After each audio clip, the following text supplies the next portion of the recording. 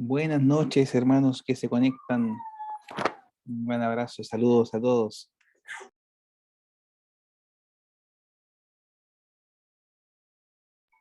Dios les bendiga.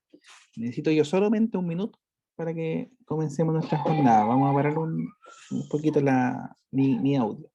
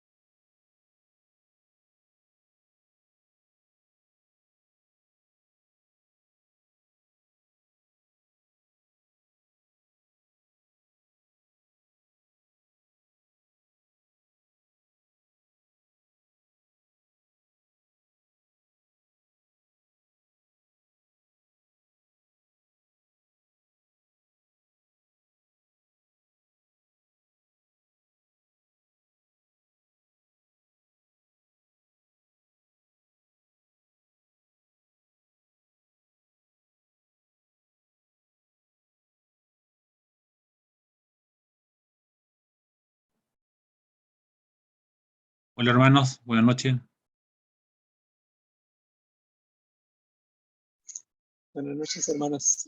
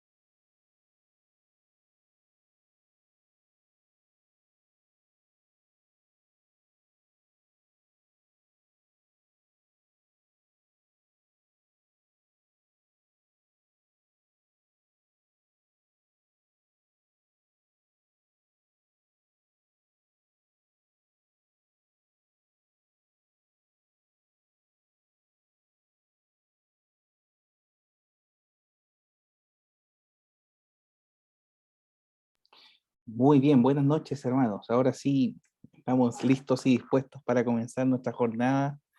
Les envío a todos los presentes un gran abrazo y a los que nos ven después en el video también.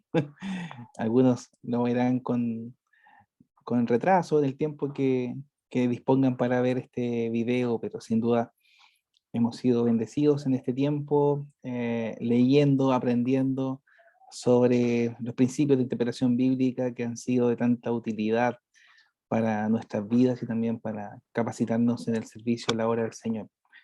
Una bendición nuevamente estar con ustedes este día lunes, y como nuestra costumbre también vamos a rogar al Señor su asistencia, su bendición sobre nosotros durante esta jornada, que sea el Señor alumbrando nuestro entendimiento, guiándonos nuestros razonamientos para comprender siempre su palabra de la forma en que a Él le place, y también siendo animados para vivir la vida que a Dios le agrada, en consecuencia con lo que estamos aprendiendo.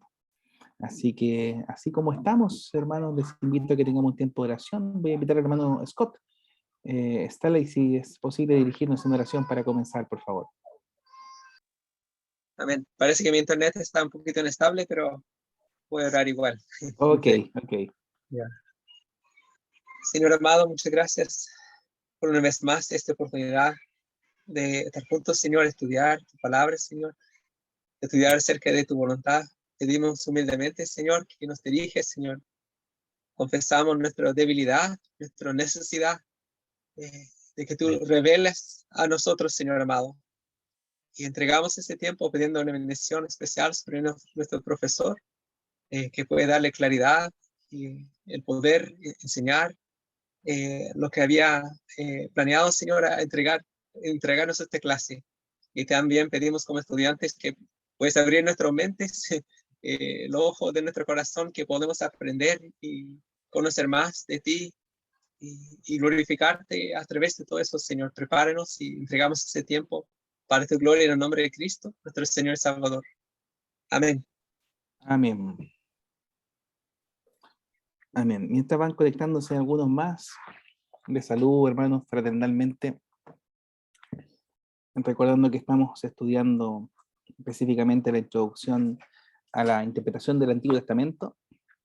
Yo quiero ya dar más tiempo y énfasis en la próxima semana a lo que es Nuevo Testamento, toda vez que el Antiguo requiere, por ser más extenso, no porque sea mayor o menos relevante, bastante detenimiento, ¿ya?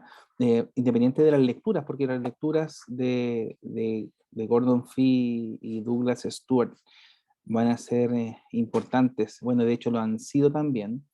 Sin duda que lo otro ayuda bastante. Leo una pregunta que hay aquí, hermana Nicole. ¿Cuándo va a entregar, profesor, el trabajo del módulo 2? Hermano, el trabajo del módulo 2 ya lo tengo corregido a los que lo entregaron hace 2 días, ya hace 3. Los que entregaron los últimos días, si hay algún trabajo que llegó posteriormente, no lo he visto.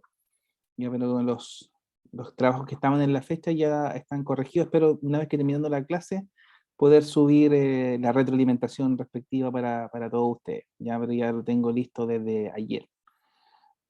Eso. Y ya este lunes ya correspondería el trabajo siguiente. Así que espero que esté siendo de utilidad para ustedes el libro de nuestro hermano. Dice la lectura eficaz de la Biblia.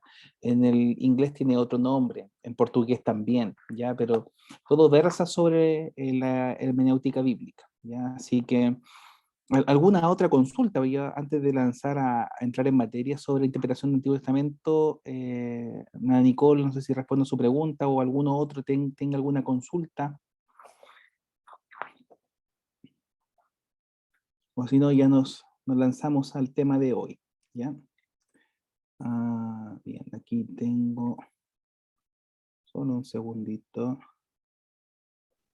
Profesor, Ahí veo una pregunta. Sí, hermano Valentín, querido. sí, quería hacerle una consulta. Hola, ¿qué tal? Buenas Hola. tardes. Quería hacer una consulta, voy a encender la cámara ahí. Ahí. Quería preguntar, doctor, si yo podría entregar el trabajo del módulo 2 y el módulo 3 durante esta semana, porque hace una semana me operé del hombro, entonces no pude avanzar tanto con los estudios, pero ya estoy listo con las lecturas correspondientes, así que solamente me falta entregar los trabajos del módulo 2 y 3, así que quería preguntar si yo podía hacerlo durante esta semana. Por supuesto, hermano, valga la excusa y un gran abrazo y su recuperación pronta también, hermano. Sí, sí, a la brevedad posible, porque mientras antes se entrega, tengo más tiempo para poder retroalimentar. Los trabajos que llegan siempre al final, uno los lee más a la rápida. Entonces, los que llegan en la fecha, uno le da más tiempo, les sugiere lectura. No sé ustedes, cuando les respondí, yo les sugerí varios libros que puedan ser de utilidad. Bueno, ahora les traje más, ¿ya? Mientras que vamos viendo la clase, voy a mostrar algunos libritos que le van a ser de mucha utilidad, toda vez que versan sobre interpretación del Antiguo Testamento, ¿ya? Yo espero no llenar de material en su, en su biblioteca, pero les va a ayudar bastante. Eh, Hermano Juan Pablo, no sé si esta es una afirmación o pregunta. Quisiera me pueda confirmar, por favor. Pregunta. Ah, perfecto. No, no es la última clase. La última clase debería ser, si no es la próxima, la subsiguiente semana. ¿Ya? Y estaríamos con esta parte. Por eso quisiera yo la próxima abordar el tema de la interpretación del nuevo. ¿Ya? No podemos prescindir de darle un tiempo específico al tema, ¿ya? Y si amerita una última jornada ya final para reglamentar, también la vamos a tener. El tema no pasa por el tiempo, sino más bien porque puedan culminar el proceso académico, la lectura, los trabajos, lo que hay que hacer, la reseña bibliográfica en general, que deja harto, no solamente el resumen mismo, sino el análisis crítico, donde usted puede expresar su convergencia o divergencia con los autores, ¿ya? Con los autores de los textos que leemos. Hay poca divergencia con los autores sagrados, porque en realidad son inspirados por Dios, independiente de que sus experiencias sí pueden ser cuestionables, ¿no? Nosotros no vamos a santificar a ningún, aunque sea a geógrafo, ¿no? Independiente de que sus documentos sean inspirados por el Señor, hay situaciones pecaminosas, o sea, nadie podría validar porque un hombre de Dios a David pecando con Betsabé, ya cosas por el estilo. Por eso es importante, hermanos, que dediquemos el tiempo debido para Antiguo y Nuevo Testamento, y en especial hoy día, una introducción bien sucinta sobre lo que es la interpretación de símbolos y tipos,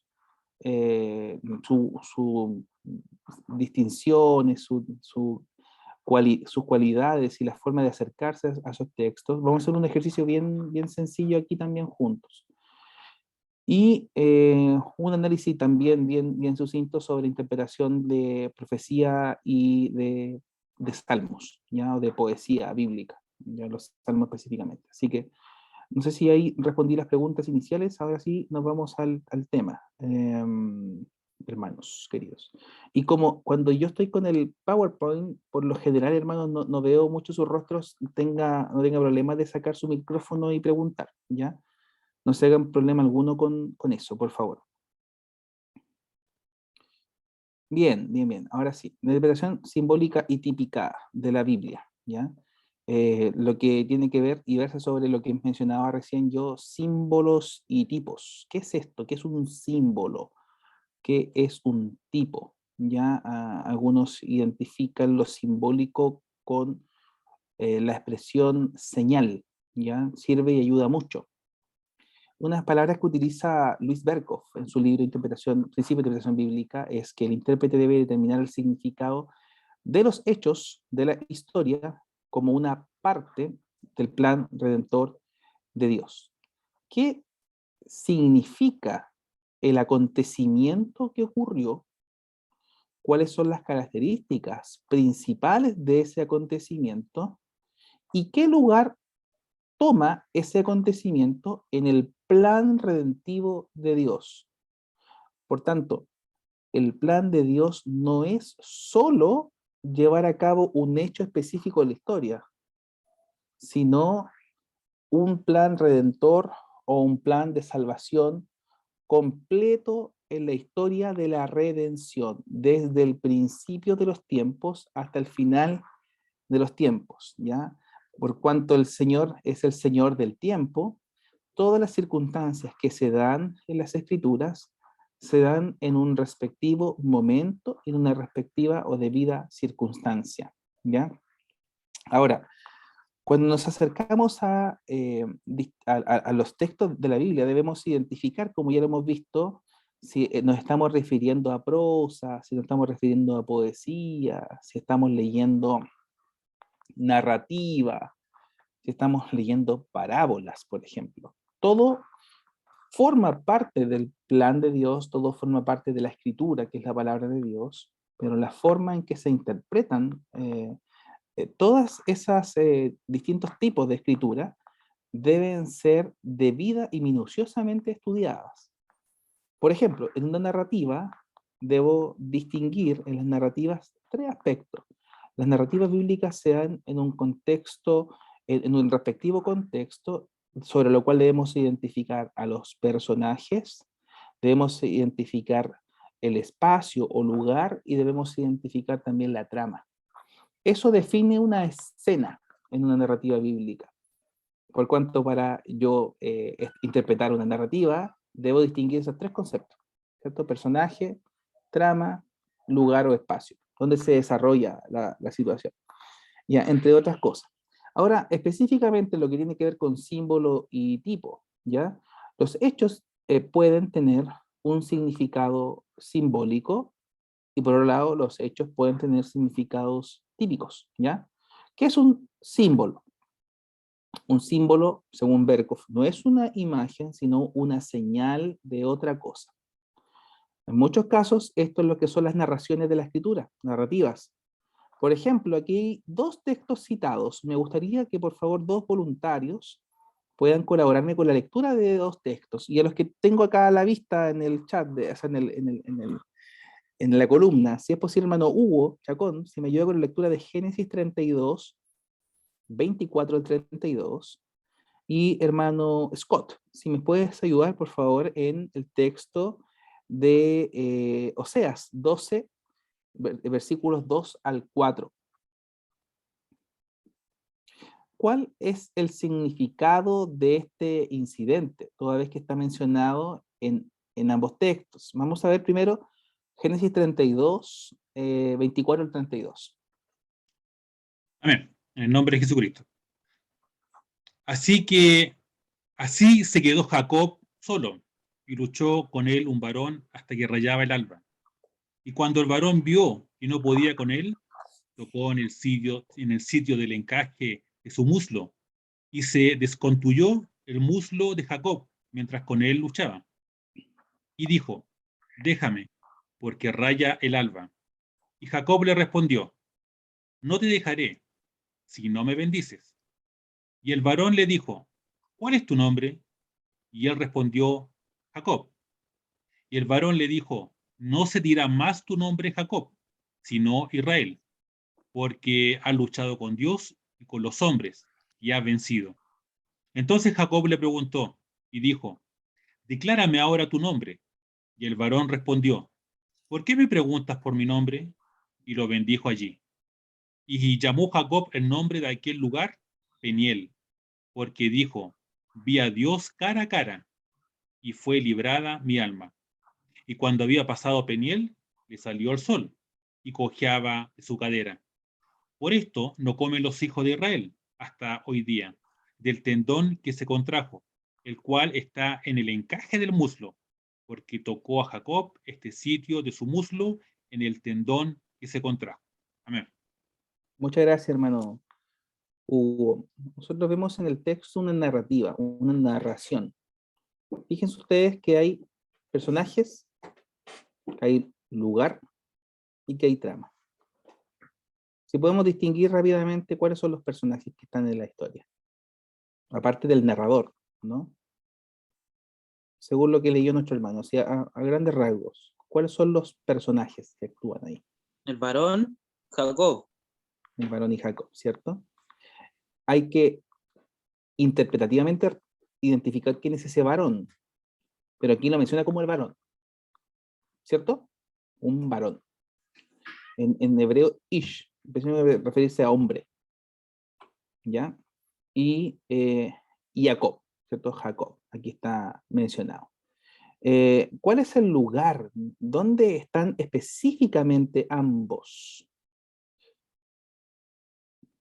Probablemente podemos identificar al final del texto cómo luego llaman ese lugar después de este acontecimiento, ¿cierto? ¿Cómo se llama ese lugar ahí? Peniel. Peniel, ¿cierto? Y dice específicamente por qué se llama Peniel.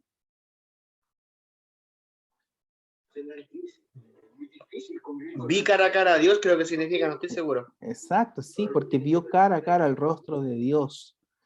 Interpretativamente se puede identificar quién es Em, ¿Por qué no lo piensan un poco más? Podría ser hay un audio encendido, ¿no? A ver, exactamente lo mismo. ahí sí. Así. Entonces, ahora sí. Em, la palabra hebrea panim significa literalmente nariz, ¿ya? También es identificado como rostro o cara. Es un sustantivo absoluto masculino singular.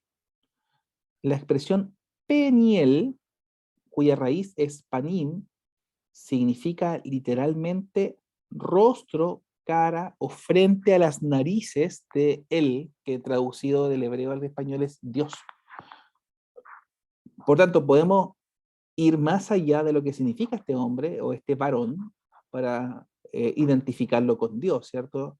Jacob es llamado Israel porque Israel es quien o aquel que lucha o que contiende con Dios, ¿cierto? ¿Y en qué consiste la trama? La trama probablemente se puede resumir en función de esa última expresión, el encuentro, el encuentro de una lucha o de un diálogo que versa sobre la bendición de Dios hacia Jacob. De eso versa ese encuentro, de eso trata esa situación, ¿ya? O en otras palabras, esa escena, dicha escena, ¿ya? Sobre lo mismo, entonces, habiendo considerado ese texto, vamos ahora a revisar Oseas 12, versículos 2 al 4, y vamos a identificar como pregunta, ¿cuál es el significado de este incidente? ¿Qué dice Oseas 12, 2 al 4? Dice, el Señor también tiene pleito con Judá y castigará a Jacob conforme a sus caminos, conforme a sus obras le pagará. En el vientre tomó a su hermano por el talón y en su madurez luchó con Dios. Sí, luchó con el ángel y prevaleció. Lloró y le pidió su ayuda.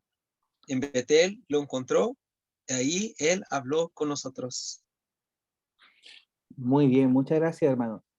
Fíjense ustedes que en un contexto completo y absolutamente distinto desde el punto de vista histórico, social, político que vive la nación de Israel, el profeta Oseas expresa una circunstancia vivida por el patriarca Jacob muchos años antes de los acontecimientos que se registran en la profecía de Oseas, para referirse a esta contienda o a esta circunstancia que versa sobre un llanto y sobre una necesidad específica de la bendición de Dios. ¿Podría esto alcanzar hambre por Dios, necesidad de Dios, eh, que repercute en un lloro, en una aflicción por el Señor? Y dice la última expresión que es significativa, venció, la versión Valera, ¿ya? Dice aquí, venció al ángel y prevaleció, lloró y le rogó en Betel, le halló y allí habló con nosotros. Esa necesidad que tiene el pueblo de Dios de que sea Dios quien se presente, quien se manifieste en medio de su pueblo, es lo que está sacando ahora a la luz. ¿Quién? Oseas. Oseas nos está diciendo que hay otro Jacob, que hay otro Peniel, y nada por el estilo.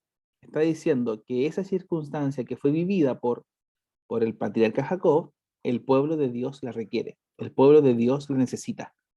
Y esa circunstancia la vive específicamente en ese momento de la historia del profeta Oseas. Fíjense ustedes cuántas cosas vive el profeta Oseas. Se casa con una mujer ramera, tiene a hijos cuyos nombres dan cuenta de una lejanía absoluta del Señor, y la profecía es bastante fuerte en relación al pecado, a la impureza que vive la nación y que repercute justamente en un olvido de la ley del Señor, en un olvido de la voluntad de Dios y una altivez y una soberbia por parte de los líderes de la nación de Israel. Y ese es el llamado de los profetas justamente del Antiguo Testamento, a que se vuelva el pueblo de Dios y anunciando que vendrá desolación, anunciando que vendrá una caída, un juicio contra ellos. ¿Qué necesitan? Un encuentro con Dios. Necesitan estar cara a cara con Dios y trae al tapete que este símbolo este símbolo que ya estaba y que era parte de la ley, que es el encuentro en Peniel de Jacob y el ángel, ¿cierto? Este mensajero, este varón. También pueden los hechos tener un significado típico, ¿ya? La palabra tipo, ¿qué indica? Hay tres formas de identificar. Primero, la marca que deja un golpe, la impresión hecha con un sello, que puede ser una figura o una imagen, y finalmente, un ejemplo o patrón, que es el significado más común en la Biblia. Ambos, tanto tipos y símbolos, apuntan fuera de sí mismos a otra cosa, pero difieren en puntos importantes. Un símbolo es una señal, como el caso de Jacob, mientras que un tipo es un patrón o imagen de alguna cosa, un patrón que ha de repetirse en el futuro, algo que se va a desarrollar. Por tanto, y en consecuencia, un tipo solamente tiene su expresión más clara en los eventos futuros, en los eventos que acontecen después. Entonces, en función de lo mismo, solo para identificar un par de ejemplos sobre tipos, los vamos a ver ahora en estos textos que vamos a leer ahora. Hermanos, yo sé que hay varios aquí conectados. Es probable que algunos eventos, algunos de ustedes los logren identificar, pero vamos a revisar algunos de los que están aquí. Ya dice aquí, determina el significado simbólico de las siguientes cosas. ¿Ya? Primero, la columna de nube y fuego, que está en Éxodo 13:21. La historia de la incredulidad y rechazo de Israel en Cades Barnea, que está relatado en Números 14. Luego, el paso del Jordán en Josué 3, la resurrección de los huesos secos, profecía de Ezequiel 37, el matrimonio de Oseas, que ya lo mencionamos recién, ¿cierto? En Oseas 1. Luego, Josué vestido con vestimentas viles en Zacarías 3. Ya, recordemos que este no es el Josué sucesor de Moisés, este es el Josué líder de la vuelta a la tierra después del cautiverio, ¿cierto? Josué junto con Zorobabel. Finalmente, la limpieza del templo, que está en Juan 2:13-25, la curación del ciego de nacimiento, que está en Juan 9, la resurrección de Lázaro, que está en Juan 11, y el don de lenguas de Hechos capítulo 2. Luego, determinemos el significado típico de lo siguiente: la Pascua, el tabernáculo, el altar de los sacrificios, el candelero de oro, el sumo sacerdocio, el sábado, la ceremonia especial del día de la expiación, Moisés, Josué, David, Salomón, como ejemplos, ¿ya? Respecto de los primeros textos, no quiero que los revisemos cada uno en detalle, toda vez que son bien extensos, no vamos a leer Zacarías 3 completo, ni Juan 9, ni cosas por el estilo. Pero sí vamos a mencionar de aquellas cosas que usted recuerda, que simboliza alguno de estos eventos. ¿Qué simboliza para el pueblo de Dios la columna de nube y fuego, específicamente en el desierto? Ya así contextualizamos, en el desierto. Cuando el pueblo de Israel está en el desierto 40 años después del éxodo de Egipto, ¿cierto? ¿Qué simboliza la columna de nube y de fuego en la escritura? Un respaldo. Bien, sí, simboliza un respaldo de parte de Dios. De Dios. Bien. La providencia. Simboliza la providencia de Dios, muy bien, en contraste de el Señor es creador y también es un Dios que crea y que también providentemente sostiene al mundo y a su pueblo con su mano poderosa, muy bien. Simboliza la providencia de Dios. ¿La qué? La presencia de Dios. Exacto, simboliza la presencia de Dios. ¿Qué más?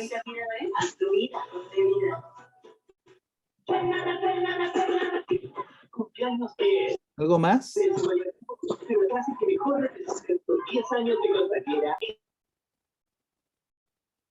¿No? Bien, muy bien. Todo lo que he mencionado, hermano, da cuenta de la señal que es para el pueblo de Dios esa columna de nube y fuego. Porque la columna de fuego daba, que en el día daba sombra, y durante la noche daba calor. si el pueblo o alguien del pueblo, ¿no?, quería apartarse de esa nube, moría porque no resistía el frío de la noche en el desierto, ni el calor abrasador del día en el desierto. Esa columna de nube y de fuego representa la providencia de Dios, representa el sustento de Dios, representa o simboliza que no hay forma de estar lejos del Señor si no es por su mano poderosa y amorosa, ¿ya? ¿Cuántos otros símbolos podemos encontrar alrededor de este mismo evento? O sea, el maná que cae del cielo, las codornices con las cuales se sustenta, la roca que se pedía, que brotaba agua, ¿no? También conocía la Peña de Oreb, entre otras cosas, ¿cierto? Todo eso representa algo, simboliza algo. Y yendo así en algunos ejemplos significativos, no sé si alguien quiere mencionar algún otro, pero la resurrección de los huesos secos, relatado por Ezequiel capítulo 37. Si usted lee al profeta Ezequiel, nos damos cuenta de un profeta, para algunos intérpretes de la escritura, un carácter bastante controversial. Algunos lo llaman incluso un lunático. Algunos que han estudiado más de la personalidad observan algún grado de esquizofrenia en un hombre como Ezequiel, un siervo de Dios. Y en su profecía, en sus discursos, en sus sermones al pueblo de Dios, al pueblo de Judá, da cuenta de la necesidad de apartarse de la idolatría, de apartarse de los nexos con las naciones paganas y de establecer una relación con Dios de manera real, ¿no?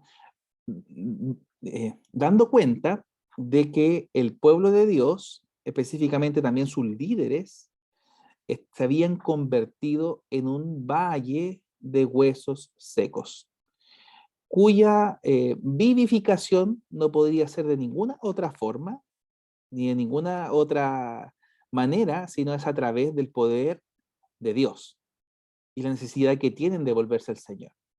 Algunas cosas importantes de la profecía del profeta Ezequiel es que no versa solamente del pesimismo de él como profeta en tanto la nación está lejos del Señor, sino también algo de optimismo.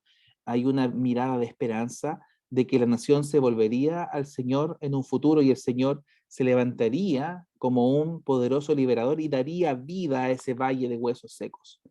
¿Qué representa entonces estos huesos secos?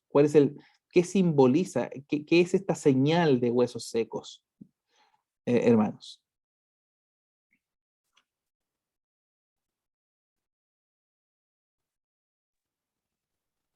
Puede ser muerte de los huesos secos.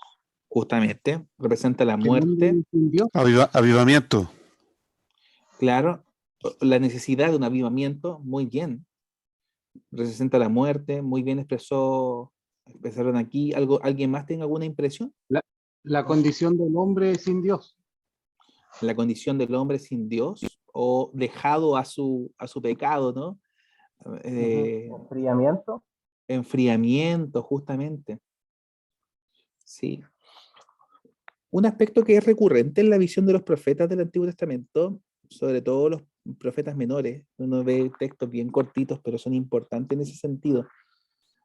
Sobre todo los que son los que muestran su profecía antes del cautiverio, ¿ya? Es que la nación, tanto de Israel como de Judá, había establecido alianzas con naciones extranjeras para hacer frente a otras naciones más poderosas. En este sentido, esta cercanía con los sirios, por ejemplo, con los egipcios, para que tuviesen más fuerza en contra de Asiria o en contra de Babilonia. Pero no solamente un compromiso bélico, sino bien ellos establecían alianzas y que repercutían en su propia religiosidad. Ellos adoraban a otros dioses. En el templo de Jerusalén no solamente se llevaba a cabo la adoración a Jehová, sino también a otros dioses. Y eso es lo que Dios abominaba y contra eso los profetas fueron tan insistentes en que el pueblo y sus líderes se volvieran al Señor, ¿ya? Y es contrastado con la humildad de profetas que se sometían al Señor, algunos con características bastante interesantes, como la que mencioné del profeta Ezequiel, o la que se lee en Oseas capítulo 1, donde el profeta Oseas es llamado a casarse con una mujer ramera, con una mujer que no ha sido fiel, representando la infidelidad del pueblo. Y también sus hijos son llamados de la forma en que el pueblo se había comportado. Hay uno muy interesante aquí que es lo a mí. ¿Han escuchado de lo a mí? Lo a mí en hebreo, lo es un adverbio de negación, significa no, am significa pueblo, y el sufijo i es lo mío, lo que me pertenece.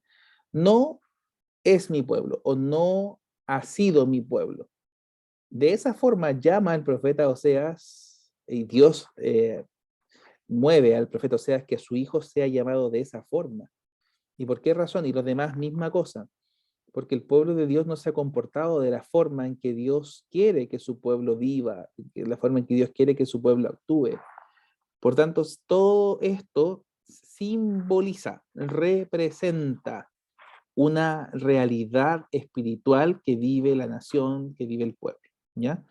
Eso es lo simbólico, ¿ya? Aquello que es señal de otra cosa, ¿no? El hueso seco simboliza esto, la mujer con que se casa Oseas simboliza la situación que vive la nación, etcétera, etcétera, así con todos los demás, ¿no? Ahora, el tipo, como tal, ya lo habíamos mencionado, va más allá de lo simbólico en el sentido que tiene una representatividad en eventos futuros, ya en un patrón futuro. Hay una expresión muy conocida que se llama el ser tipo de Cristo en el Antiguo Testamento. Por ejemplo, a este profeta, el sumo sacerdote que menciona el libro de Hebreos, llamado Melquisedec, es en el Antiguo Testamento, en el libro de Génesis, un tipo de Cristo, en el sentido de que representa o es un patrón de las cualidades y características de Cristo en el Nuevo Testamento. Melquisedec significa literalmente rey de justicia, y es una forma en que ha sido llamado también el Señor, ¿ya? Ahora, la Pascua, que es literalmente el sacramento, ¿no? Que celebran los israelitas cuando el Señor los libera de Egipto en esa última plaga, tipifica la liberación que tienen todos aquellos que depositan su fe y su esperanza en aquel que derrama su sangre por los pecadores. Literalmente la palabra hebrea Pesaj, que se translitera al castellano como Pascua, significa pasar por alto. Pasar por alto, literalmente es pasar por alto. En el sentido de que esta siendo la última plaga antes de que el pueblo de Dios sea liberado de Egipto, es estar rociados con sangre de cordero. Los dinteles de las puertas permitiría que sus primogénitos no murieran por este alcance del ángel de la muerte. O sea, todas aquellas dinteles de puertas que estuviesen rociados con sangre de cordero, el ángel de la muerte los pasaría por alto, ¿cierto?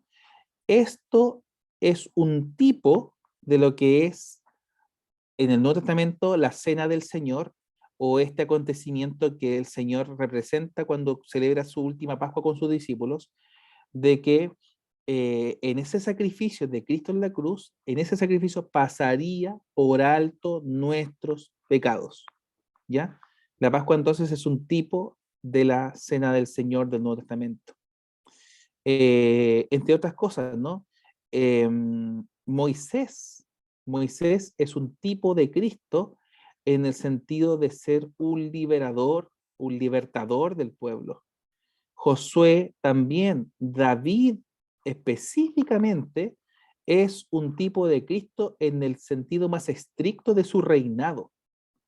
Salomón es un tipo de Cristo en el sentido más estricto de su sabiduría. Y así sucesivamente.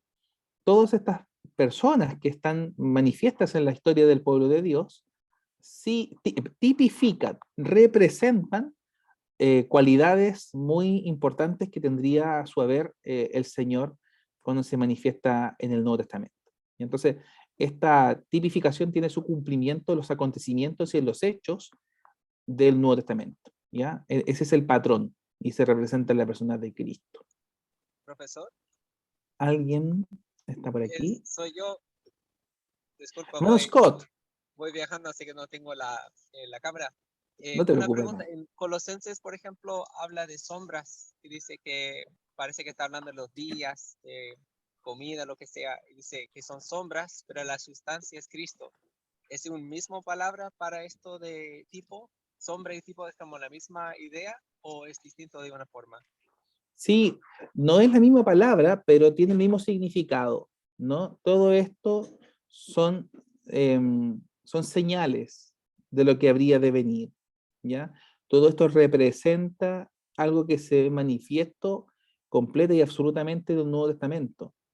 Una forma interesante para revisarlo es la versión de Colosenses y también las palabras del autor de Hebreos cuando se refiere a los muebles y a los espacios del tabernáculo y todo lo que esto significa específicamente para el pueblo de Dios. Todo eso simboliza algo, no tiene un significado en sí mismo, sino que representa el acontecimiento maravilloso del venimiento del Señor. Por eso es tan importante que ahora, teniendo a Cristo, lo tenemos todo. Y todo lo que ocurrió en el Antiguo Testamento representa este evento o estos eventos maravillosos que están relatados en torno a la manifestación propia del Señor, desde el principio hasta el final. O sea, para nosotros, el que el Señor inicie su ministerio, el que el Señor venga a la tierra, el que el Señor lleve a cabo todos los milagros que llevó a cabo, las sanidades, sus discursos o sus sermones, su sacrificio, su tiempo con los discípulos, la muerte, la resurrección y su manifestación a más de 500, como dice el apóstol Pablo. Todo eso da cuenta de que todo lo que ha sido anunciado en el Antiguo Testamento tiene su cumplimiento en él. Y todo lo que está en el Antiguo Testamento es lo que nosotros entendemos como, en las palabras de Pablo, es una sombra, es una representación de lo que habría de venir, ¿ya? Para ese momento muy importante, para el momento en que se dan los eventos y los hechos son muy importantes, pero su manifestación más específica, el momento clímax de la historia de la redención es la manifestación del Señor Jesús, de Jesucristo. Bien, hermanos. Ahora acercándonos. Profesor, Sí, hermano Valentín, a ver si te veo. sí, sí, aquí está. Profesor, quería preguntar con respecto a lo que mencionó últimamente sobre los tipos. Se le podría decir, bueno, que en la teología eso se llama tipología, ¿cierto? O tipos de Cristo en el Antiguo Testamento. Claro, sí, sí. ¿Usted considera que también puede haber algún grado de riesgo, por ejemplo, por tratar de encontrarle una tipología a todo en concerniente a Cristo? Por ejemplo, no sé, pues, por ejemplo, encontrar una tipología en el arca, por ejemplo. ¿Hay un riesgo también a modo interpretativo?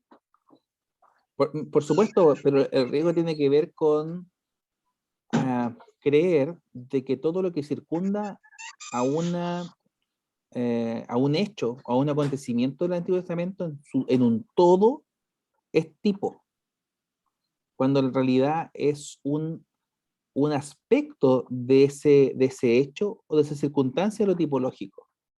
No es un tipo toda la vida de Josué, ni toda la vida de Moisés.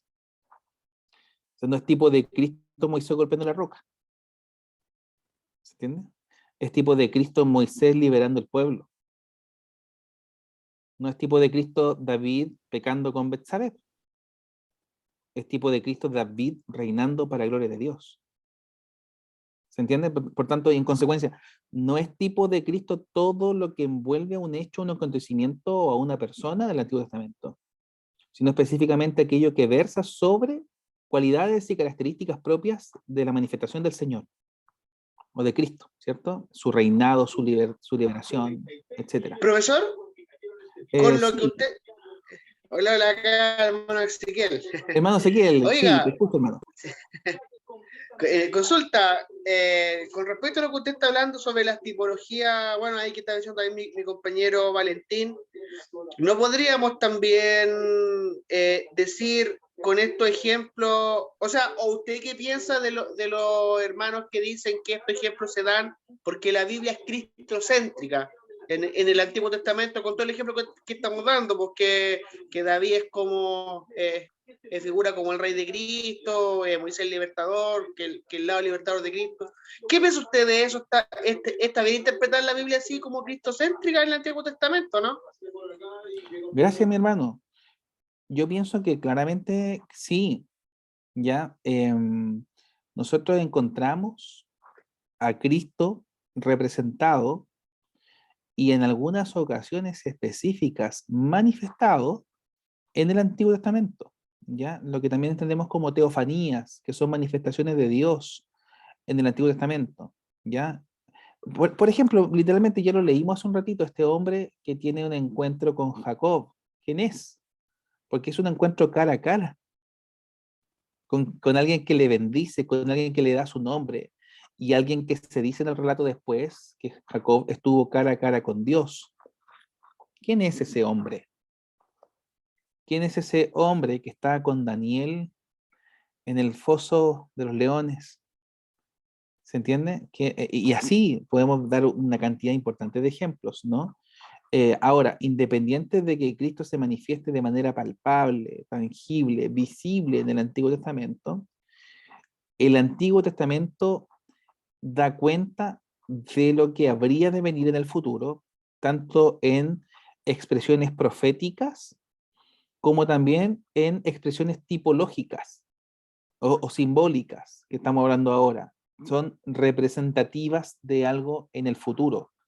No obstante, no debemos dar el salto largo de creer de que lo que está diciendo aquí específicamente el profeta que estamos estudiando, o el salmista en los salmos, o Moisés en la ley, es solo representativo a Cristo, cuando en realidad hay una circunstancia, hay un momento histórico, hay una ocasión social, política que vive la nación, hay personajes que actúan en las historias, hay controversias, y todo eso debe ser interpretado en su propio contexto, y en su contexto debemos entenderlo también. O sea, yo a veces ocupamos los mismos ejemplos, pero hay un sinnúmero de otros ejemplos, y cuánto otro escritor sagrado que podemos reflexionar nosotros. Por ejemplo, la literatura sapiencial. Uno se pone a pensar en los relatos de Salomón, tanto en Proverbios como en Eclesiastés. Uno no debe dar el salto largo creyendo que todo esto versa sobre Cristo de una vez, independiente de que representen al Señor y manifiesten su obra también. Pero justamente todo esto da cuenta de la necesidad que tenía el pueblo de Dios de salvación, de sabiduría, de liberación. Y todo esto se manifiesta por la obediencia a la ley del Señor. Obediencia perfecta que es imposible para un hombre común. Obediencia que es solo posible para Dios, Dios encarnado en Cristo. Por eso es tan importante entender que Dios se manifiesta de manera tangible, palpable y también de manera representativa, tanto simbólica como tipológica en el Antiguo Testamento. Y ahí está el Señor. El Señor es el autor de la Escritura y el Señor está presente en la ley, en los profetas y en los escritos. Y hay un libro que yo quisiera sugerir. Hay una controversia bastante interesante, creo que la comentamos en la primera clase en torno a esto, ¿no? Si es cristocéntrico o cristotélico, ¿ya? Pero hay un autor bien interesante que yo voy a sugerir, se llama Sidney Greidanus, ¿ya? Como la ciudad de Australia, Sydney, así se llama, Sidney Greidanus, y el libro se llama Predicando a Cristo a partir del Antiguo Testamento. Él tiene otros libros que versan sobre lo mismo, pero de escritores específicos, predicando a Cristo a partir de Daniel, predicando a Cristo a partir de, no recuerdo cuántos otros libros más, pero tiene varios. Y ahí él da cuenta de la forma más específica de acercarnos al texto sagrado, ¿ya? Y encontrando a Cristo ahí presente también. Eso, mis hermanos queridos. ¿El profesor? Sí, ¿a quién escucho Acá el ahora? hermano Claudio. Hermano Claudio Sotomayor, gusto verte, hermano. Sí, igualmente, profesor. Sí, con respecto a lo mismo, quería consultar en el caso, por ejemplo, de las teofanías o las criptofanías en realidad, igual tiene relación con esto. Y si hay algún libro que usted podría recomendar. Mira, específicamente un libro que ves sobre teofanía misma, no recuerdo en este minuto. Sí que mencionan teofanías, por supuesto que sí. Yo creo que las sistemáticas dan cuenta de esto bastante. ¿Ya? Me prefiero a Berkhoff, Gruden, eh, eh, hay otro más que siempre se me olvida el apellido. Teología sistemática de... no es Erickson, no es Berkhoff ni Brian Gruden, sino... Garrett. Sí, Barrett, pues. Bueno, Herman Babin, hoy día hay mucho material sobre eso, ¿ya? Pero algo que hable sobre, específicamente sobre teofanía o cristofanía no recuerdo ahora, ¿ya? Pero hay varios textos que aluden sobre Cristo en el Antiguo Testamento, ¿ya? Cristo, hay uno que se llama Cristo en Isaías, pero hay más que nada en su sentido profético, no en su manifestación específica, ¿ya? Pero bueno, la teología bíblica de Gerard Van Groningen, ¿ya? Hay tres tomos que se llama Creación, Caída y Creación y Consumación. Gracias, hermano Valentín, nuestros queridos amigos de Querigma también. Gracias, hermano Valentín. Ahí, yo no lo he leído, entonces no puedo decir de qué verso es el libro, pero ya lo llama ahí Teofanía, ¿ya? Se ve interesante y llamativo el nombre. Querigma. No sé si lo tiene, hermano Valentín, ese libro usted. No lo tengo, pero sí me lo vi como la muestra, como las primeras 10 páginas y es buenísimo. Buenísimo. Ya, entonces ahí hay un libro interesante donde poder recurrir. Bien, quisiera acercarme rápidamente, hermano, al tema de la interpretación de profecía y de los salmos, y ahí así concluiríamos con este acercamiento inicial a la interpretación del Antiguo Testamento. Algunas características que debo mencionar sobre la profecía. No voy a profundizar en todo ello por razón de tiempo. ¿Alguien quiere preguntar algo más? Sí, es que mire, soy el hermano Juan Pablo. Hermano Juan Pablo. Mire, lo que pasa es que el otro día estaba leyendo que también los colores son, a ver, una pregunta, ¿los colores también son como tipología de Cristo? Una consulta, porque dicen que el oro se puede ser como representa la deidad de Cristo, la plata significa como la redención. Lo leí, no sé si es verdad. Yo, Pero el yo bronce habla pienso del que juicio, una cosa así. sí, pienso que eso, antes que ser tipológico, es simbólico. No, ya. ¿Ya? Esa es la distinción, la mencionamos de manera bien específica y tiene que ver con características y cualidades de personajes o de hechos específicos, ¿ya? Por tanto, tengo visto que Pablo Hoff, en un libro que se llama El Tabernáculo, El Pentateuco, hace este análisis respecto del tabernáculo y los colores propios que están en las telas que cubren el tabernáculo. Es bastante sugerible eso. Pero como bien lo dice también Pablo Hoff, y que tampoco es un autor reformado, es un referente de la teología pentecostal, el hermano Pablo Hoff. Pero él hace este análisis simbólico, ¿ya? De los colores de las telas del tabernáculo. Sí, pero son símbolos, no tipos, ¿ya? Entonces, en consecuencia, hermanos, acercándonos al Antiguo Testamento, que debe tener intérprete del Antiguo Testamento sobre las profecías. Primero, la profecía es un todo orgánico. La profecía no es una parte aparte, no es un tema aparte de la escritura. Segundo, la profecía está íntimamente relacionada con la historia.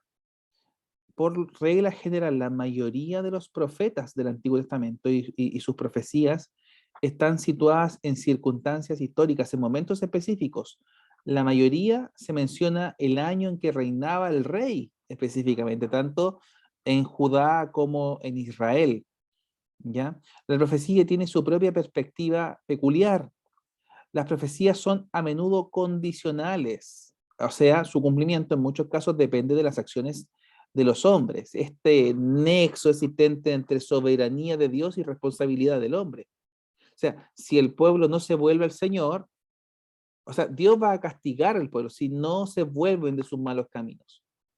Ya, uno puede decir, Dios conoce el futuro, absolutamente, y si no lo conociera no sería Dios, porque su cualidad específica es que el omnisciente, el todo lo sabe, Dios todo lo conoce. Pero respecto de la responsabilidad de los hombres, la profecía versa sobre la condicionalidad. Deben obedecer al Señor. Otro aspecto. Aunque los profetas a menudo se expresan simbólicamente, es erróneo considerar siempre su lenguaje como simbólico. En muchos pasajes son literales, ¿cierto? En muchos pasajes son literales. Uno no podría decir que el símbolo de Oseas o de los huesos secos, bueno, en algunos casos sí, en otros casos Oseas y su familia específicamente es literal, ¿ya? Independiente de que sea simbólico también. Los profetas recubrieron sus pensamientos con formas derivadas de la época a la cual pertenecían, esto es, de la vida, constitución e historia de su propio pueblo. Dios les daba conocimiento respecto de situaciones futuras sin conocer con exactitud ni con todos los detalles respecto de cómo se darían estos eventos futuros. O Profesor, sea, hermano, alguien quiere preguntar algo. yo, Daniel, por acá. Hermano Daniel, sí, hermano Daniel Ocega. Mire, yo quería hacer una consulta. Por ejemplo, en la Biblia siempre se habla de símbolos, alegorías, pero cuando nos encontramos, o quién dice qué es lo que es un símbolo, o qué es una alegoría, o qué es literal, yo se lo pregunto porque en base a todas las corrientes que hay, de diferentes pensamientos, uno se da cuenta que, no sé, pues que algunos, cuando se trata de decir algo, por ejemplo, como una profecía, esto mismo de los valles de los huesos secos, se dice que es la profecía de que Israel estuvo por mucho tiempo sin nación y en el 1948, cuando se volvió a juntar Israel, se volvió a juntar físicamente. Y lo que falta es lo que Ezequiel pidió a Dios, que mandara el soplo de vida, y eso va a ser cuando se conviertan a Jesús y se salven. Entonces, yo digo desde ahí, desde la literatura o desde de lo técnico, de la hermenéutica, ¿quién dice cuando algunos también encuentran, por ejemplo, que todo el Apocalipsis casi es simbólico? Pero bueno, ¿quién dice qué es lo uno, qué es lo otro? Gracias, hermano, muy buena su pregunta. Toda vez que nos mueve a detenernos cada vez más en el contexto en que se desarrollan los libros que estudiamos de la escritura. Y por eso es importante primero conocer y distinguir las figuras del lenguaje, como también los estilos literarios. Independiente de que las figuras del lenguaje sean lo que menciona recién, metáfora, alegoría, sinécdoque, hipérbaton, personificación, entre otras cosas. Cada uno tiene su respectivo nombre, ¿no? Eh, eh, y todas estas figuras del lenguaje embellecen el lenguaje tanto de la Biblia como de cualquier otra literatura. No podemos decir nosotros, por ejemplo, que la personificación es un tema solo propio de la escritura, ¿ya? Personificación es cuando animales o cosas toman formas o acciones humanas, por ejemplo. Por ejemplo, hay una canción Hay una canción que los niños cantan, y no me acuerdo de 31 minutos, dice, mi muñeca me habló. Y eso es una personificación porque las muñecas no hablan, ¿cierto? O cuando el perro Chocolo cantó, los perros no cantan. Por eso, la personificación da cuenta de que las cosas o los animales toman acciones humanas. ¿Dónde encontramos alguna personificación en la escritura? Donde un animal o una cosa toma forma humana o acciones humanas.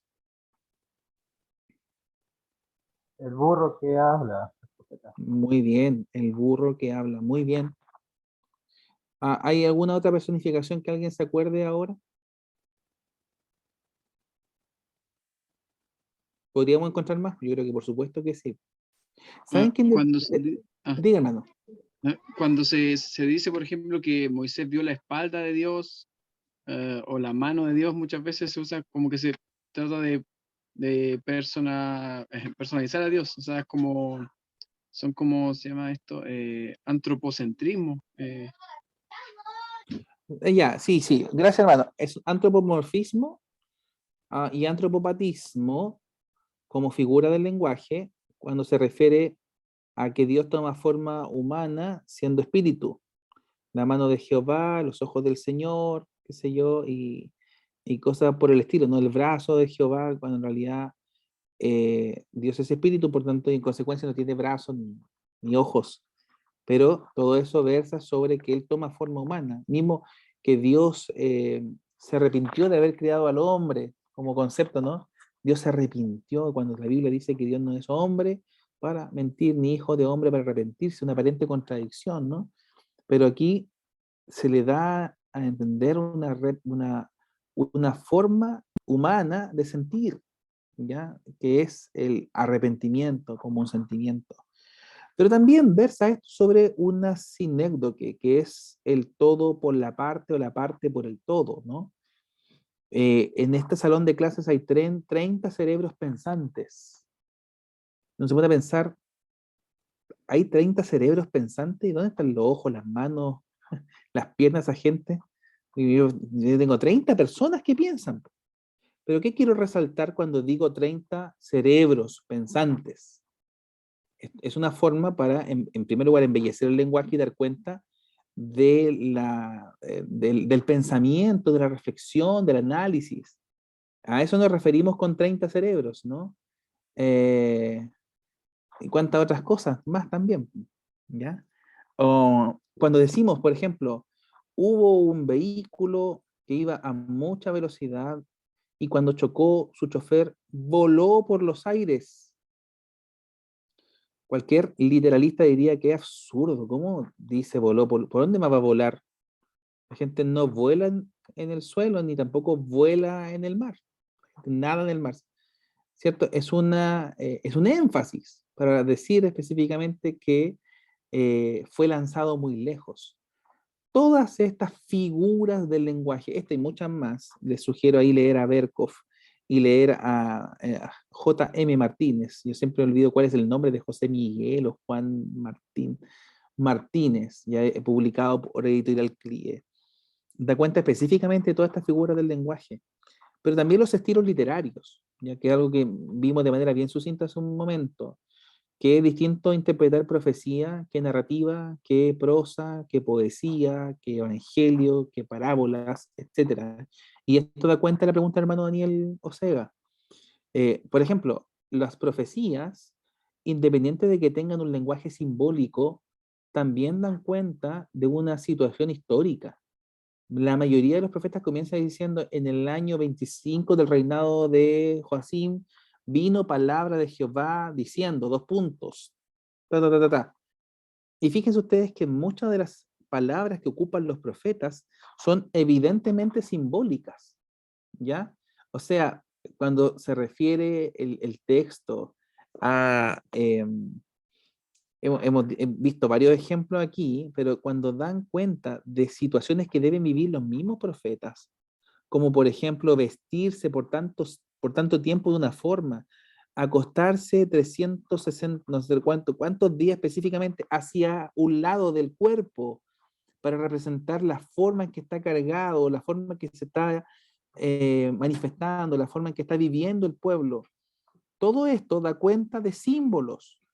Evidentemente, todo eso va a representar algo que está viviendo la nación.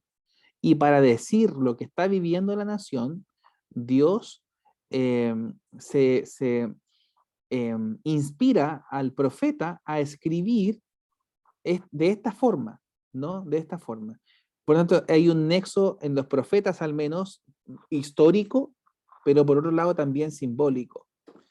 No obstante, si nosotros leemos el texto de Apocalipsis, cuando da cuenta de cabezas, de animales, de una multitud de años, de una multitud de gentes, con ropa blanca, con palmas en las manos y cosas por el estilo, evidencia un lenguaje alegórico o metafórico que versa sobre lo que representa algo, lo que simboliza algo, y que en efecto no es literal. No así las narrativas, que dicen específicamente cómo son las historias. ¿En qué se diferencia un cuento de una narrativa? Que un cuento es una historia irreal. Profesor, profesor. Hermano. Consulta. Mire, tiempo atrás estuve hablando con una persona ya que, bueno, que estudiaba este tema de los judíos mesiánicos, pues ya que y el comentario que hacía era que para los judíos mesiánicos, los que creen en Cristo, para ellos Apocalipsis no es un libro simbólico como para nosotros, dicen. Porque para los judíos ellos saben lo que significan los candeleros, ellos saben lo que significa, por ejemplo, los sellos, y ellos dicen que para ellos no es un libro, en este caso, simbólico como lo es para nosotros. No sé si usted ha escuchado eso, pero ¿qué piensa usted de eso? Porque ellos dicen que es como, o sea, como que dan a entender de que si supiéramos a lo mejor más cultura, a lo mejor hebrea, podríamos a lo mejor entender los símbolos más de la Biblia, entonces como que, como que es simbólico para nosotros, pero no para ellos como literal, una cosa así. Entonces, no sé si usted ha escuchado eso antes, si no se lo digo. ¿Qué piensa usted? Gracias, mi hermano. Sobre eso, yo pienso que cerrar la puerta a que todo el libro tiene un mismo tipo de lenguaje y un mismo estilo literario es cerrar, ¿ya? Porque hay una mezcla clara entre estilos y figuras del lenguaje. No todo es metáfora, no todo es alegoría. Las narrativas, sobre todo, dan cuenta de hechos que acontecieron específicamente en una historia, en una circunstancia, y relatado de manera bien corta, bien sucinta, bien resumida. No se dan todos los detalles, sino lo que el autor sagrado quiso específicamente que el pueblo, que los oyentes, que las audiencias de sus tiempos pudiesen escuchar o pudiesen atender. Ahora, si es que el libro de Apocalipsis es todo, no es simbólico, yo hasta ahora en corrientes evangélicas, ninguna de ellas tiene esa inclinación. Y no he tenido la ocasión de escuchar qué piensan los amigos judíos mesiánicos en torno a este tema. No es mi fuerte, o no he investigado sobre el tema, pero yo lo que sí sé y es evidente es que no hay ninguna corriente evangélica, ni siquiera las más amplias en las interpretaciones de las profecías del Apocalipsis, que cuentan o que dicen que el texto no es simbólico, o en su mayoría simbólico, cuando en realidad en su mayoría lo es. Eso no obsta que no haya narrativa, que no haya expresiones literales, reales, ¿no? No es que el otro no sea real, sino más bien es representativo, a eso me refiero, ¿no? A que simboliza algo. Ya, entonces, tanto los candeleros como los años, como la multitud de gentes y los colores y las cabezas de las bestias y cosas por el estilo, representan el libro, el libro, fíjense usted el concepto del libro. Todo esto, hermanos, debe ser entendido en el contexto histórico en que se desarrollan los eventos. O sea, las ciudades del primer siglo y antes del primer siglo tenían murallas, tenían puertas de las ciudades, no cualquiera estaba ahí, no cualquiera salía de ahí. No era tan sencillo como ahora, que en realidad nos trasladamos de un lugar a otro, la globalización ha hecho esto. No, en los registros de las, es como los censos, ¿no? Las ciudades tenían sus habitantes, y sus habitantes estaban descritos en sus censos, en sus libros, ¿ya? Y para las personas que ya no eran parte de la ciudad, sus nombres tenían que ser borrados. Todo esto, en ese contexto de comprensión de lo que significa el libro propio de la ciudad, es lo que se expresa en lo que son borrados del libro de la vida. Uno piensa, Dios tiene un libro gigante. Dios literalmente tendrá un libro gigante donde anota y no, ahora se convirtió, ahora recibió al Señor y ahora es el nombre de esta persona y está en escrito. O sea, si no entendemos que eso es un lenguaje metafórico que representa otra cosa, entenderíamos entonces que toda la Biblia es literal y no hay lenguaje simbólico. Y tener esa percepción minimiza el valor de la figura del lenguaje como los estilos literarios de la Biblia en general, no solamente del Antiguo Testamento, también del Nuevo. ¿Ya? Lenguaje simbólico o lenguaje metafórico está presente en la literatura profética y también en la poética, pues si la poesía literalmente es simbólica. Bueno, de hecho vamos a ver algo sobre los salmos también ahora bien escuetamente, ¿ya? Bajo la inspiración del Espíritu Santo, los profetas ocasionalmente trascendieron los límites históricos y dispensacionales y hablaron en formas que señalaba una dispensación más espiritual, me refiero a tiempo, con dispensación más espiritual en el futuro. Y algunas veces los profetas revelaron la palabra del Señor por medio de hechos proféticos, ¿ya? O sea, no solamente entregaban palabras, sino que vivían lo que, no solamente en consecuencia con la ley del Señor, sino que experimentaban en sus propias vidas lo que estaban diciendo respecto de cómo vivía la nación. Ahora, de los salmos. Primero, en los salmos el poeta expresa sus más profundas experiencias, emociones de gozo, tristeza, esperanza y temor, de expectación jubilosa y amarga desilusión, de confianza inocente y reconocimiento agradecido. Antes de entrar a este tema de los salmos, yo traje aquí, no lo había mencionado, voy a sugerir dos lecturas. Hay uno que estoy terminando de leer ahora, lo tuve por, no sé, 8 años en mi casa y ahora lo estoy leyendo. Se llama Los profetas como predicadores, introducción a los profetas hebreos de Gary Smith. Este libro publicado por BH Internacional, ¿ya? No recuerdo el nombre de la VIH, esto es VIH Publishing Group, ¿ya?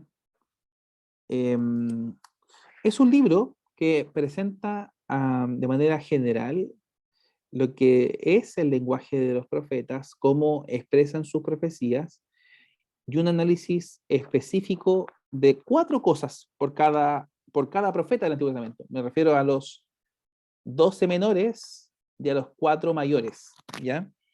Primero hay una introducción a cada profeta, luego se refiere al entorno social o al contexto histórico, luego la estructura del libro, y luego un detalle en función de esa estructura, ¿ya? Y la interacción que tiene el profeta con sus audiencias.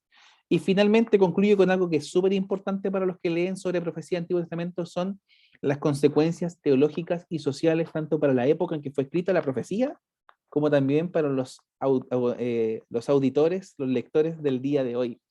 ¿Qué es lo que hace relevante este libro, hermano? Yo pienso que es muy significativo. Es que es muy nuevo. Este libro es del 2007.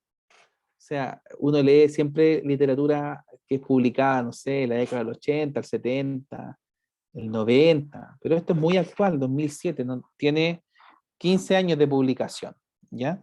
Y hay otro libro que también voy a sugerir, este sí que no he terminado de leer, pero tengo que terminarlo pronto, Leon Wood, que es Los Profetas de Israel, ¿ya? Leon Wood fue profesor del seminario Grand Rapids, seminario bautista Grand Rapids, y hizo clase en varios otros seminarios de la Universidad de Michigan, entre otros, ¿ya? Y este libro se acerca un poquito más a la literatura teológica, ¿ya?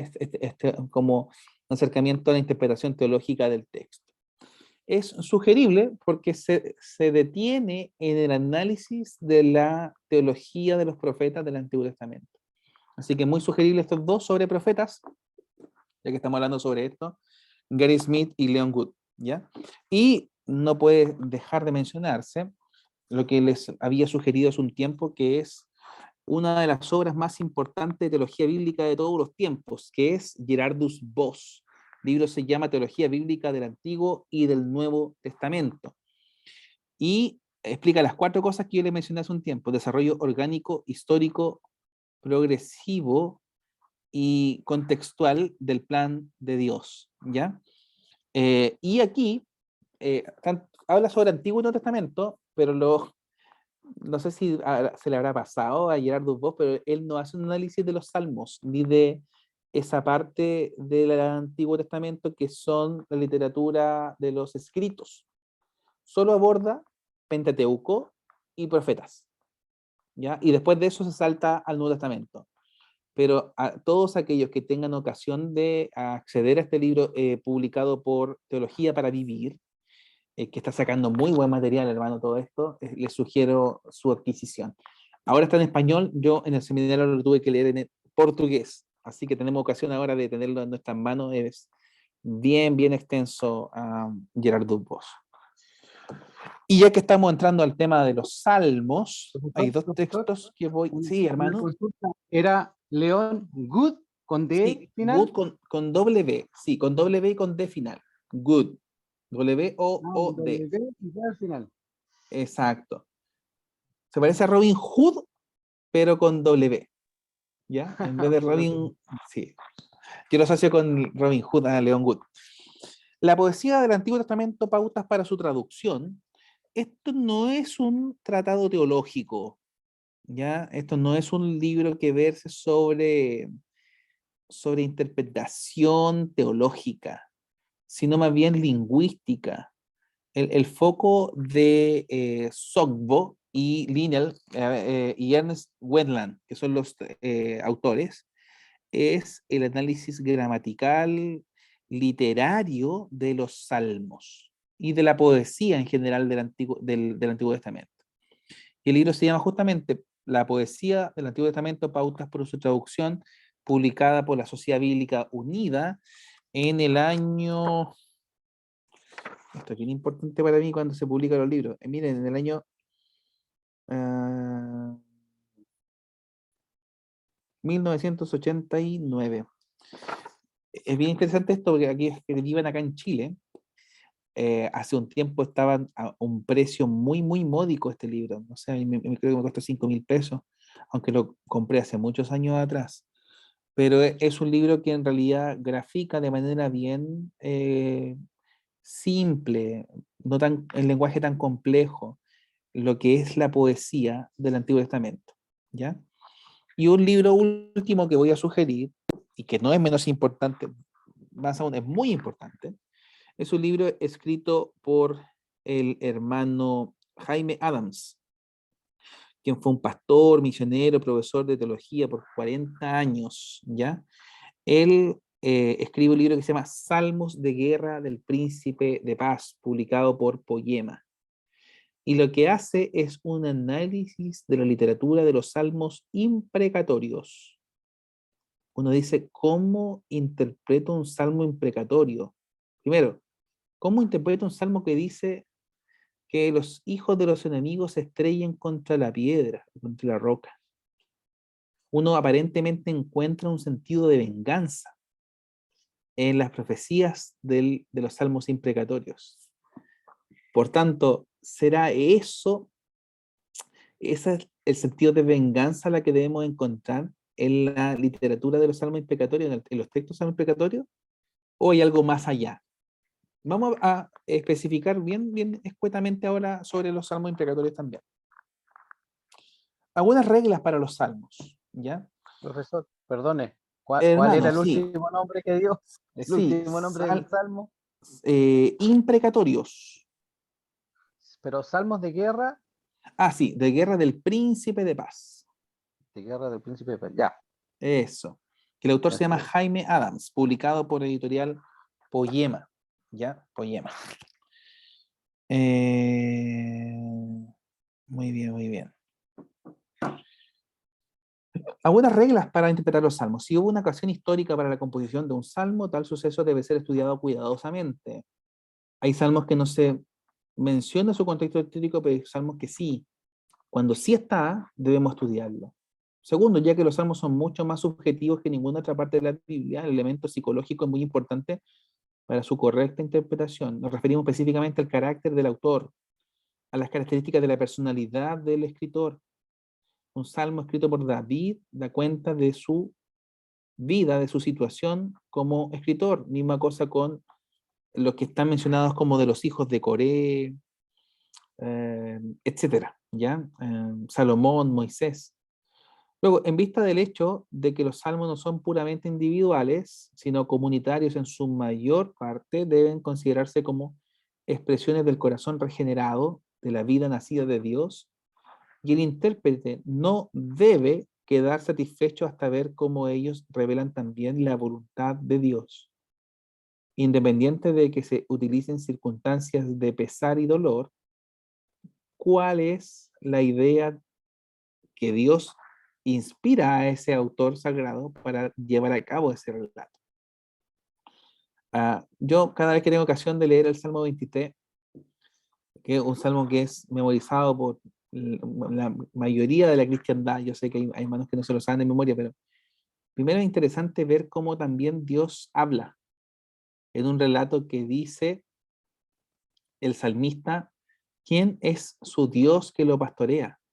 Nos referimos en la mayoría de los casos en tercera persona, ¿no? ¿Quién es Él como mi pastor? ¿Ya? Pero hay un momento del Salmo en que habla Dios.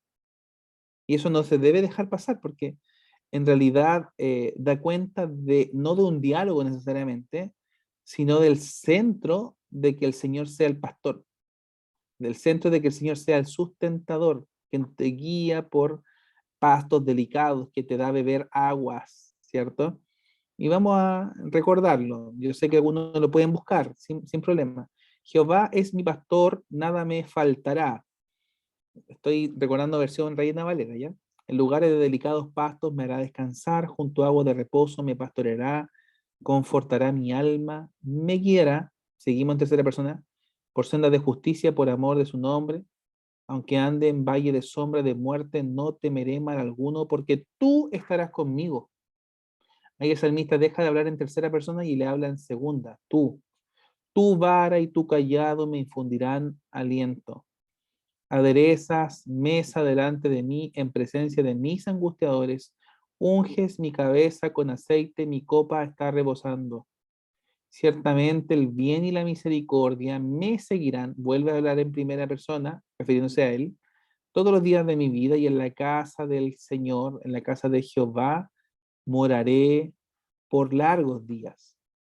Fíjense ustedes un cambio en el pronombre, ¿no? De lo que Dios hace a este diálogo a Dios, esta expresión donde es a Dios a quien se refiere el salmista.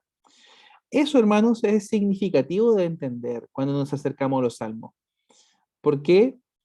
Porque versa sobre la necesidad de Dios y la necesidad que tenemos de oír a Dios hablar a su pueblo y de que Dios escuche la necesidad también de su pueblo, ¿ya? Por cuanto es tanto comunitario como individual. En la interpretación de los salmos mesiánicos debe hacerse una cuidadosa distinción entre los salmos o parte de los salmos que son directamente mesiánicos y los que son de manera indirecta, ¿ya? Por ejemplo, lo que ha sido clasificado como los salmos reales son indirectamente mesiánicos. En cambio, los salmos mesiánicos, ya mencionamos hace un tiempo el Salmo 22, el Salmo 2,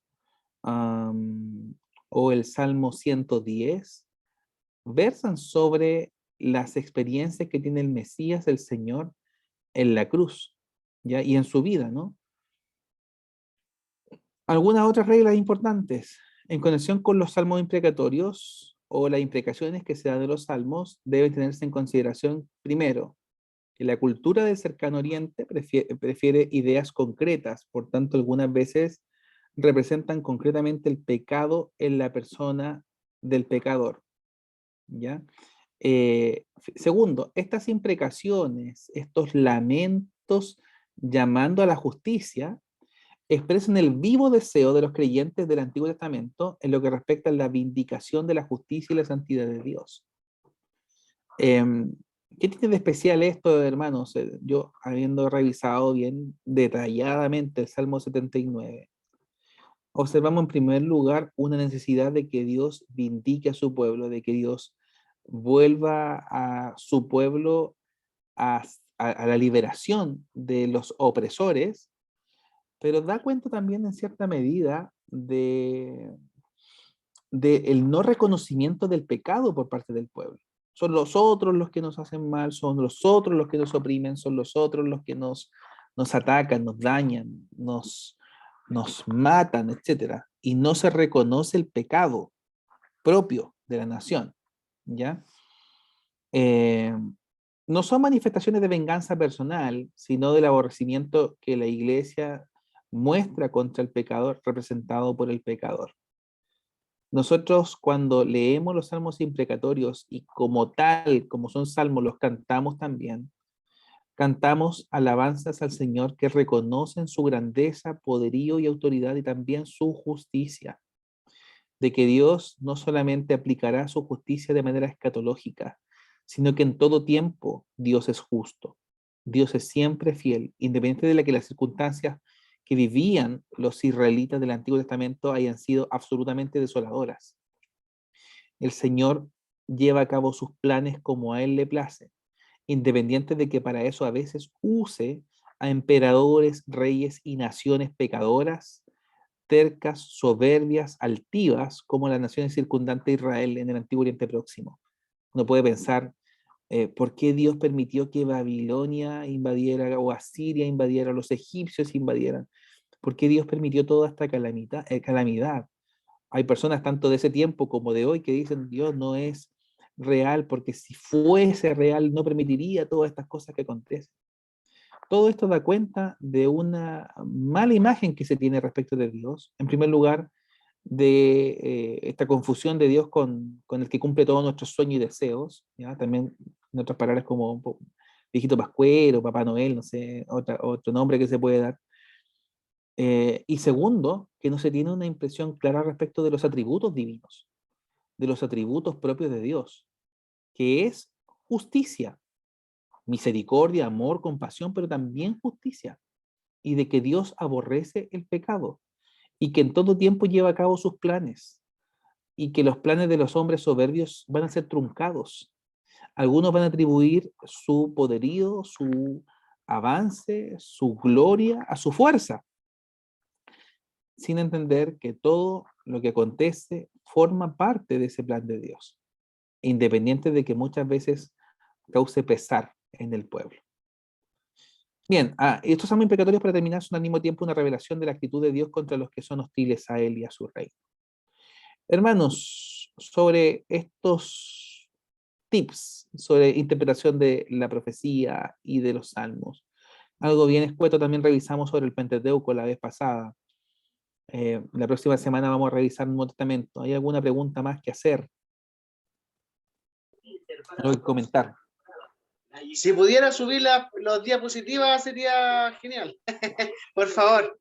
De veras, disculpe. Por supuesto, hermano, vamos a subir las diapositivas en breve.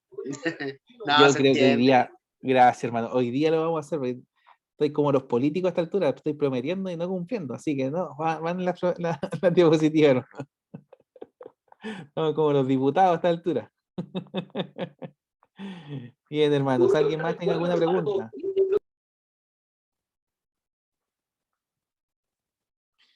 Bueno, gracias al Señor por este encuentro que tenemos. El próximo lunes nos reunimos entonces. Ya sabemos qué tema nos va a convocar, la lectura, o sea, el análisis de la interpretación del Nuevo Testamento. A grandes rasgos el Evangelio y parábolas, perdón, Evangelios y epístolas. Y a esta misma hora, hermano, nos reunimos el próximo lunes, entonces a las 8:30. Vamos a tener un tiempo de oración para cerrar esta reunión. Voy a invitarle Profesor. a que ore. Sí, hermano. Bueno, Juan Mire, Pablo, diga. Hola, mira. Bueno, quería ocupar este tiempo porque para el otro martes no va a poder conectarme porque trabajo por turno. y se me hace ya. complicado por el trabajo conectarme. Quería despedirme porque este es mi último curso, ya cumplió para sacar mi diplomado. Agradecer a mi profesor, a su hermano también. Gracias, Gracias, a señor. Daniel. Daniel, sí. Romero, ahora me acuerdo. Sí. Y agradecerle a todos los profesores, no pude, al pastor Caleb, a todos los pastores que me enseñaron. Agradecerle. Valentín, te conozco hace tiempo ya. Así que agradecerle a todos, que el Señor me los bendiga, le dé sabiduría y conocimiento y todo para la honra del Señor. Así que quería Amén. agradecer, esto me ha sido de provecho estos 2 años, de conocimiento cero, ya escalé y vamos siguiendo escalando para servir al Señor y a los hermanos que les cuesta un poquito. Así que agradecerle a todos ustedes, es una experiencia muy, muy agradable, los profesores son muy agradables, algunos muy estrictos, sí, eso está bueno. Su hermana es bien estricta, pero agradecer a todos y darle ánimo a todos para que sigan y terminen este curso provechoso para el alma. Y el Señor también se agrada de poder escudriñar su palabra, Amén. porque todo el conocimiento usted sabe que viene de Dios y también lo espiritual, no apartarnos de la parte espiritual también, porque tiene que ir a la par. Así que me despido con estas palabras. Fue un gusto, profesor Sebastián, fue un gusto a todos. Así que Fueron me gustaría ver. varias asignaturas que nos vimos, creo. Exacto, muchas, no me recuerdo cuáles Sí, son, creo que pero conmigo estuvo como al menos en 4. más Las o 2 del menos. Antiguo Testamento, más misiones, más ahora. Y creo Sí, que uno más, si no mal recuerdo. no, más no recuerdo mucho, pero me acuerdo de su cara, así que es que pasaron muchos profesores, ya no, ¿ah? Son Sí. muchas materias. Pero eso, fue muy gratificante para mi esposa, para mis hijos. Todo lo que he aprendido aquí también se lo he enseñado a mis hijos, porque ellos son la nueva generación que nos van a Amén. representar el día de mañana. Así que eso, muchas bendiciones a todos y perdón por este momento que me tomé para poder despedirme. Así que Pero bendiciones. absolutamente no se preocupe, hermano. Todo lo contrario, yo agradezco a Dios sus palabras y glorifico al Señor también por lo que menciona, porque esto no es solamente sentarnos a estudiar un par de horas a la semana. Ustedes, hermanos, leen mucho y han estudiado bastante. Y uno a veces también se cansa, ¿no? Los profesores también tienen su momento de agotamiento, no es que estamos todo el día leyendo. Tenemos familia también. Y esto es un ánimo para seguir nosotros también profundizando en lo que nos gusta y nos apasiona, que es el Señor y su palabra, su misión, y buscar el rostro del Señor constantemente. Digo, obviamente con quien tomo más café seguido y con quien comparto más con mi hermano Daniel. Aunque obviamente somos de distintas iglesias, pero desde muy pequeño buscando al Señor, mis papás nos inculcaron mucho, no solamente el conocer la palabra, sino vivir como forma la palabra. Y eso no supone una hipersantidad, nada por el estilo, sino una necesidad de Dios y de ser humildes en manifestar nuestra necesidad completa y absoluta del Señor. Así que una bendición, hermano querido Juan Pablo Maldonado, que Dios te bendiga. Yo sé que varios más también están a punto de terminar el diplomado, entonces también que les fortalezca al Señor en lo que queda el resto del proceso y los que están partiendo también. Ánimo porque los 2 años pasan volando, ¿ya? Y nosotros somos muy bendecidos de poder aprender juntos también la palabra del Señor. Hermano Juan Pablo, si es posible que tú mismo nos dirijas una oración para terminar este momento de estudio, por favor. Amén. Amén. Que el Señor les bendiga. Cerremos nuestros ojitos de reverencia. Señor amado, en esta hora te damos gracias, primeramente por tu inmensa presencia, porque tú estás en todo lugar. Eres omnisciente, omnipresente, y estás en todo lugar y tienes todo el poder. En esta hora también te agradecemos por el profesor que has puesto por delante, porque tú lo has bendecido con conocimiento que has entregado a nosotros. Dale más sabiduría. Si está cansado, Señor, dale más, Señor, fuerza para poder levantarse cada día y poder enseñarnos, y así también enseñar a su iglesia y a su familia. Padre, y así también a nosotros, danos fuerza, porque nosotros trabajamos, estudiamos, tenemos familia. A veces viene el cansancio, como decía el profesor, pero dice, todo lo puedo en Cristo en Filipenses 4:13, todo lo puedo en Cristo que me fortalece. Y en esta hora, Padre, levántanos de esta oración, porque todo conocimiento viene de ti. Tú eres el maestro de los maestros. Gracias, Padre, por este momento tan precioso de poder adquirir conocimiento de tu palabra, de esas palabras que a lo mejor no sabíamos, Señor, pero tú cada día nos vas a enseñar más y más, y más y más, y más nos metemos a la peña, tú más nos vas a santificar. Padre, en esta hora te pedimos que lo levantes de esta oración fortalecido.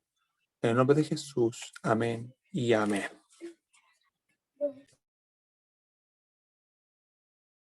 Amén. Un gran abrazo, hermanos, a todos.